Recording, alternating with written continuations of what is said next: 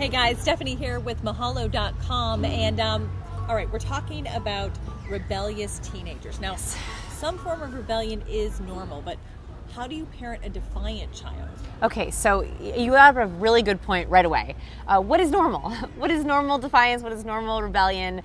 First of all, that parents should understand that there's parts of the brain that are not finished developing until age 25. And the biggest part of the brain that's not done developing is the part that is able to make decisions and project into the future with rationality. So a lot of the times, teenagers, when they're asked about rebellious behavior, they don't see that as rebellious. And peer pressure is a huge part of rebellion. So I think it's really important for parents to look at the cause of rebellion. Do they think it's something that's coming from, a stage or hormones? Have they just hit puberty? Are they going through a big change in their life? Was there a recent divorce? Was there a recent breakup? Or was it peer motivated? Are they hanging out with a new group of friends? Did one of their friends go through something? Do they have a new significant other, a new boyfriend or girlfriend who's also a little bit encouraging that rebellion? Or is it reflecting itself in grades or in health? So to think about the cause and then how it's reflecting in their life is really important, just to get a gauge on that normal idea. Right. Now, let's say they're defiant. I'm just going to use this example. They go and get a mohawk, or they dye their hair pink, or get, a tongue ring or a piercing. I mean, should you just sort of, zip your lip and just kind of grit your teeth and say, I hope they outgrow this? What do you do? It depends on your value system. I always tell parents it's important to pick your battles.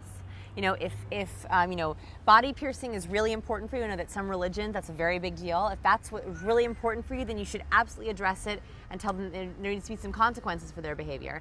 If maybe that's not as big of an issue, you'd rather have them get good grades, or you'd rather have them be respectful in the home, you always want to pick your battles. And I encourage talking this through with your spouse or your significant other and saying, what do we really want to instill with our teenager? We can only have so many things that we really ask them to do. What are those things? And then sitting down with your teenager and saying, look, we know that you're approaching 18 really fast, and we're not so pleased with any of the behaviors you listed or more, the grades or the pink hair or the mohawk or whatever. But what's really important to us is grades, or that you respect us in the home.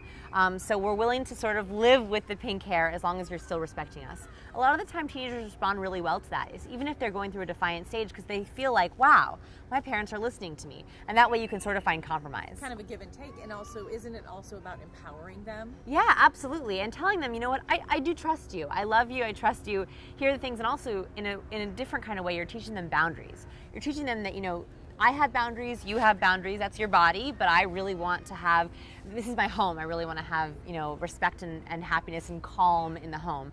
If it gets really messy, and that happens sometimes, I think that bringing in a third party is not a bad idea. This can be a family member, an aunt or uncle or cousin who they kind of look up to. It can be a school counselor, it can be a therapist, it can be a teacher, or even a coach or a dance teacher. Sometimes those people, teenagers will go, oh wow, this is really serious. My mom or my dad is bringing in someone else. A third party can be invaluable in these kinds of situations. Fantastic. All right, thanks a lot for those tips on how to parent a defiant child.